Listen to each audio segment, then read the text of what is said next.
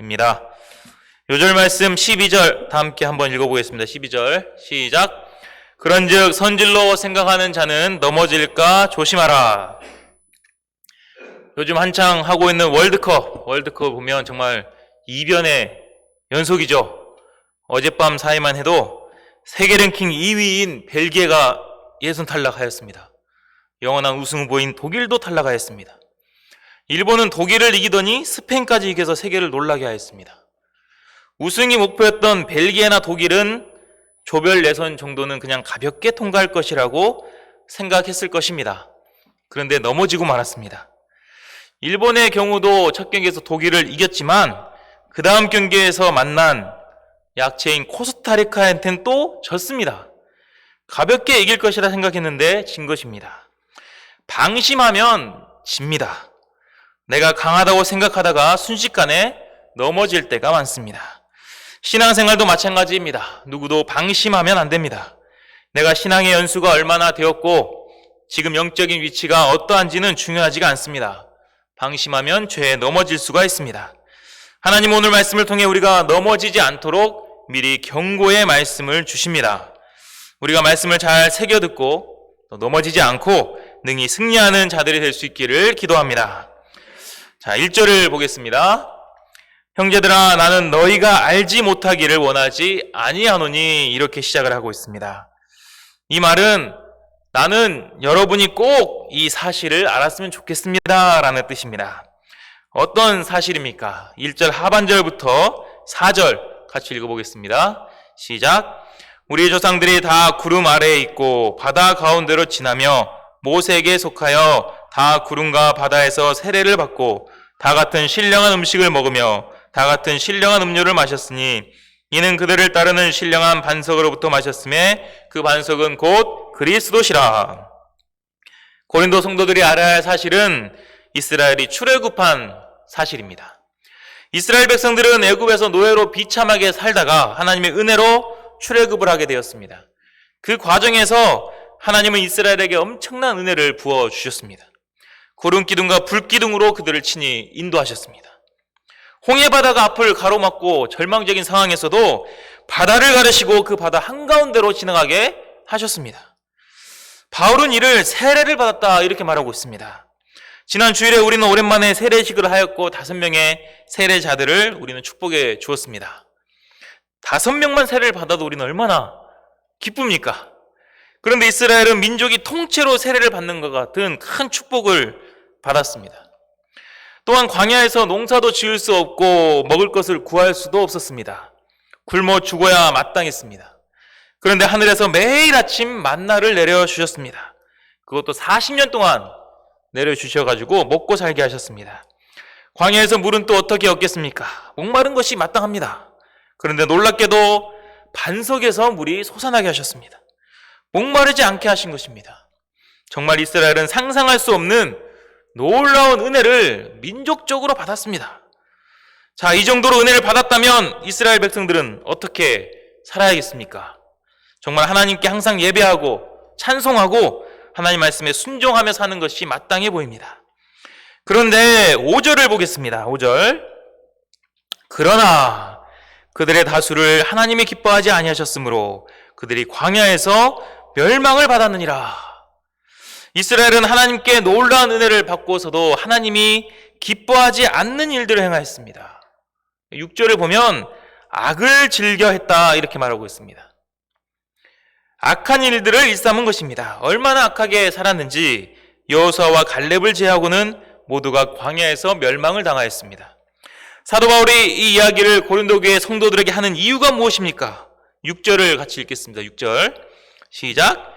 이러한 일은 우리의 본보기가 되어 우리로 하여금 그들이 악을 즐겨한 것 같이 즐겨하는 자가 되지 않게 하려 함이니. 사도 바울은 고린도 교회 성도들이 이스라엘 조상들의 모습을 보고 본보기로 삼아서 악을 즐겨하지 않도록 이야기를 하고 있는 것입니다. 우리도 마찬가지입니다. 우리에게도 본보기가 되어야 합니다. 우리도 많은 은혜를 받은 자들입니다. 4절에 보면 그 반석은 곧 그리스도시다라고 했습니다. 우리는 예수 그리스도를 통해 죄와 사탄의 노예에서 해방되었습니다. 나의 삶을 인도해 주셨고 광야와 같은 이 세상에서 신령한 음식과 영원한 생수를 먹고 마시게 하셨습니다. 지난 주일에 우리는 성찬식을 하면서 느끼지 않았습니까? 우리 리디아 목자님도 소감에서 말했듯이 큰 은혜가 있었죠. 예수님의 몸과 피를 먹고 마시면서 예수님과 연합된 느낌을 받았고, 마치 만나와 반석에서 나오는 생수와 같이 우리를 살려주셨다는 것을 알게 되었습니다. 이러한 큰 은혜를 받고도 이스라엘 조상들처럼 악을 즐겨 행하는 자들이 있었습니다. 우리도 악한 죄악들을 가볍게 여기고 쉽게 범하기도 합니다. 이런 고린도 성도들과 우리들에게 오늘 말씀을 통해 경고하시는 것입니다. 이스라엘 조상들을 본보기로 삼으라는 것입니다. 악을 즐겨 하다가 너희도 멸망당할 수가 있다는 것입니다. 그러면 이스라엘 조상들은 어떤 악한 일들을 행하였고 어떻게 멸망을 당하였습니까? 사도 바울은 4가지로 말하고 있습니다. 7절에서는 우상숭배, 또 8절에서는 음행의 죄, 9절에서는 하나님을 시험하는 것, 10절에서는 하나님께 불평하고 원망하는 죄를 말하고 있습니다. 이런 악한 죄악들로 인하여 이스라엘 백성들이 광야에서 점점 죽어나갔습니다. 이런 악한 죄악들은 이스라엘 백성들만 지은 것이 아닙니다. 우리도 쉽게 범하는 악한 일들입니다. 예수님을 믿고 구원 받았지만 또한 사명을 섬기며 살고 있지만 우리도 세상의 우상들에게 쉽게 마음을 내줄 때가 얼마나 많습니까? 돈과 명예, 쾌락과 잔재미 등의 마음을 빼앗깁니다. 심지어 그런 것들이 내 삶을 인도해 줄 것이라 착각도 합니다. 음행의 죄는 어떠합니까? 세상이 너무나 음란합니다. TV 프로그램이나 영화 같은 것에서도 음란의 요소들이 너무 많이 등장합니다. 스마트폰만 있으면 쉽게 음란물을 접할 수 있는 세상이 되었습니다. 이런 음란의 죄악들이 우리 마음속에도 파고듭니다. 은밀하게 사람들의 눈을 피하여 죄를 짓습니다. 또한 내 뜻대로 인생이 풀리지 않으면 쉽게 하나님을 시험하고 원망합니다. 그동안 받은 놀라운 은혜들은 잊고 하나님께 원망 불평을 막 쏟아냅니다. 함부로 하나님의 종들을 판단하고 불만의 말을 내뱉습니다. 하나님께서 이루신 역사를 비판하고 자기 기분에 따라 남에게 상처를 주는 말을 하기도 합니다. 이런 것들은 결코 가벼운 것들이 아닙니다. 분명 악한 일들이라고 말하고 있습니다. 그리고 악한 일들 뒤에 나오는 말씀들은 공통적으로 죽고 멸망했다는 것입니다. 음행하다 죽고, 시험하다가 멸망당하고, 원망하다가 멸망을 당하였습니다. 그래서 바울은 간곡하게 말하고 있습니다. 우리는 그들과 같이 음행하지 말자. 우리는 그들과 같이 우상숭배하지 말자. 우리는 그들과 같이 시험하지 말자. 너희는 그들과 같이 원망하지 말라. 이렇게 간곡하게 말하고 있는 것입니다. 그들에게 일어난 이런 일들을 본보기로 삼으라는 것입니다. 이전 번역에서는 이 본보기가 거울로 번역되어 있었습니다. 거울로 삼으라는 것입니다. 한번 거울에 자신의 모습을 비춰보라는 것입니다. 지금 내가 어떤 모습인지, 어떤 모습으로 살고 있는지 체크해보라는 것입니다. 12절을 읽겠습니다. 12절 시작. 그런즉 선질로 생각하는 자는 넘어질까 조심하라. 선질로 생각하는 자는 자기 믿음이 이미 완성되었다고 자신하는 자입니다. 영적으로 나는 성숙하다고 생각하는 자입니다. 물론 대놓고 이렇게 말하는 사람은 없습니다.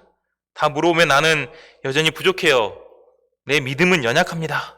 영적으로 미성숙합니다. 이렇게 말을 합니다. 그런데 막상 실상 행동하는 것을 보면 자신의 믿음을 자랑할 때가 많습니다. 나는 영적으로 성숙하다고 자부하기도 합니다. 그러니 앞에서 말한 우상숭배, 음행, 원망, 불평 등 악한 죄악들에 대해 들어도 나와는 별로 상관없는 것처럼 들립니다. 내 문제가 아니라 내가 돕는 양들의 문제이고 집에 있는 동역자의 문제로만 여깁니다. 나는 이런 죄악에 넘어지는 자가 아니라 이런 죄악에 빠진 자들을 돕는 자라는 인식이 먼저 강합니다. 이런 생각이 강하다 보면 영적인 교만 상태에 이르게 됩니다. 자꾸 내가 범하는 죄악들은 가볍게 여기고 남들이 짓는 것들은 큰 죄로 여깁니다. 내 모습을 돌아보기보다 다른 사람을 판단하기에 바쁩니다. 내가 넘어진 것은 넘어진 것이 아니고 그럴 수도 있는 것이라고 여깁니다. 누군가 나를 지적하거나 책망을 하면 엄청 기분이 상합니다. 심지어 하나님이 세우신 종들이 한마디 해도 부글부글 끓습니다. 나도 신앙생활 할 만큼 했고 목자생활 한 지 수십 년인데 라는 생각이 먼저 들기 때문입니다. 하지만 어떤 자라도 방심하면 넘어집니다. 누구도 예외는 없습니다. 나는 목자니까, 선교사니까, 요해 목자니까, 파트장이니까, 스테 목자니까 천만의 말씀입니다. 사탄은 항상 넘어뜨리고자 발버둥을 치고 있습니다. 다윗은 하나님의 마음에 합한 자라고 칭찬까지 받을 만큼 훌륭한 자였습니다. 하지만 왕이 되고 나라가 평안해지며 안정기에 접어들었을 때에 죄에 넘어졌습니다. 밧세바를 번호하는 간음죄를 짓고 중신 우리아를 죽이는 살인죄까지 지었습니다. 다윗은 이런 극악한 죄를 짓고도 처음에는 자신이 범한 악한 일을 깨닫지도 못하였습니다. 나단 선지자가 찾아와서 소와 양이 많은 사람이 딸처럼 여기는 암양 한 마리 있는 사람의 것을 뺏었다 이 말을 듣고는 그 사람이 자신을 가리키는 것인지도 모른 채 그 사람은 정녕 죽을 것이라고 말할 정도였습니다. 나단 선지자가 그 사람이 당신이라는 말을 듣고서야 회개하게 되었습니다. 다윗도 이러하였는데 우리는 어떠하겠습니까? 어느 누구라도 죄로부터 자유로울 수는 없습니다. 그러니 항상 넘어질까 조심하라는 것입니다. 조심하라는 것은 안심하지 말고 방심하지 말고 항상 깨어있으라는 것입니다. 운전을 할 때에도 초보 때는 잘 사고가 나지 않습니다. 왜 사고가 나지 않습니까? 조심하기 때문입니다. 초보 때는 항상 조심하잖아요. 내가 부족하다는 생각이 있으니 백미러, 사이드미러 꼼꼼히 확인하면서 조심조심 운전을 합니다. 다른 차가 끼어들 것 같으면 양보도 잘하고 항상 집중하여 주위를 살핍니다. 그런데 운전이 익숙해지고 그동안 사고가 없었으면 내가 운전 좀 한다고 폼 잡다가 꼭 사고가 납니다. 옆에서 조심하라고 말을 해도 잘 듣질 않습니다. 때론 내가 잘 안다며 신호도 지키지 않습니다. 옆에서 끼어들려고 하면 절대 양보하지 않고 무슨 운전을 저 따위로 하나며 오히려 화를 냅니다. 이 마음도 똑같습니다. 내가 무사고 몇 년인데 내가 운전 경력이 얼만데 사고가 나겠어? 라고 생각하다가 사고가 나는 것입니다. 제가 연초에 발목을 다쳤을 때도 그랬습니다. 동역자는 날이 추우니 저에게 몸을 꼭 잘 풀고 뛰라고 하였습니다.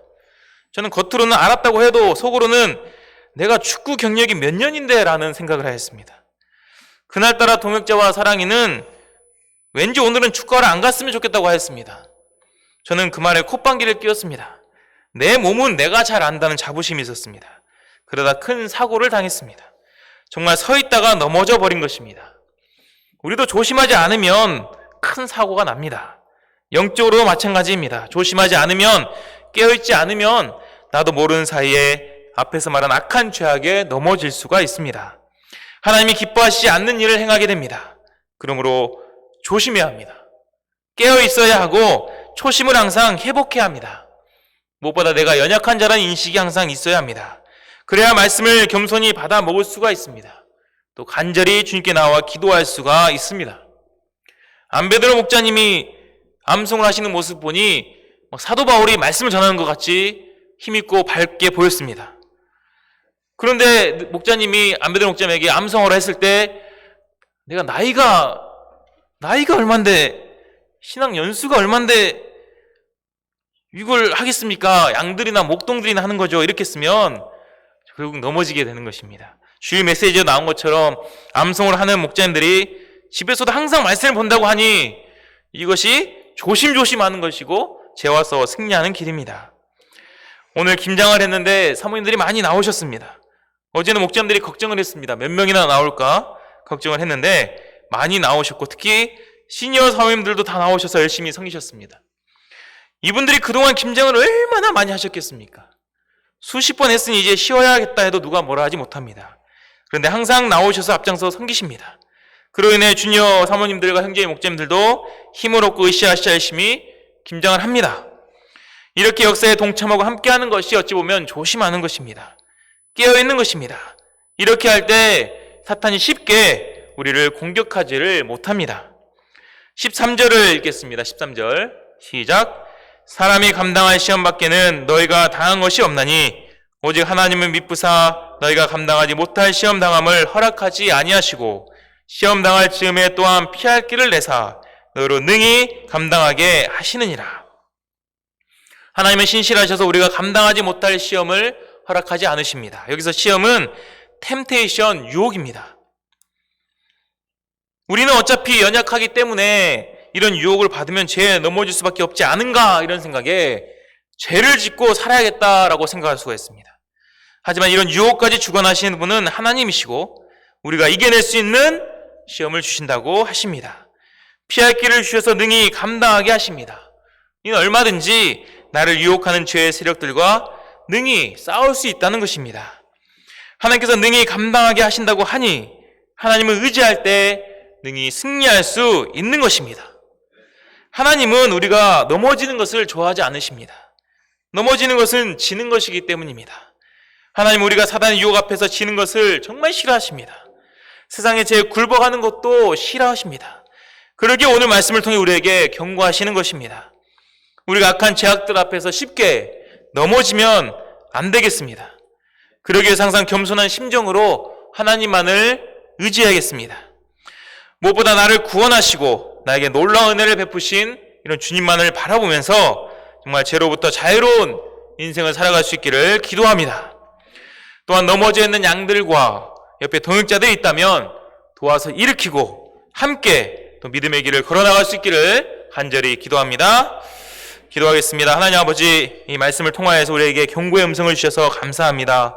우리가 서 있다고 생각할 때가 넘어질 위기의 때입니다. 항상 겸손히 주님만을 의지하고 하나님만 바라보게 도와주시고 이스라엘 조상들이 서 있다고 생각할 때 넘어진 것을 본보기 삼아서 우리가 항상 깨어있어서 죄와 싸우고 넘어지지 않고 승리하는 삶 살 수 있도록 도와주시기를 간절히 기도합니다. 능히 감당하게 하신 하나님만을 믿고 의지하게 도와주시고 우리뿐만 아니라 넘어져 있는 양들과 동역자들 이렇게 세워서 함께 또 믿음의 길을 걷고 승리를 체험할 수 있도록 도와주시기를 간절하게 기도합니다. 감사하며 예수님의 이름으로 기도합니다. 아멘.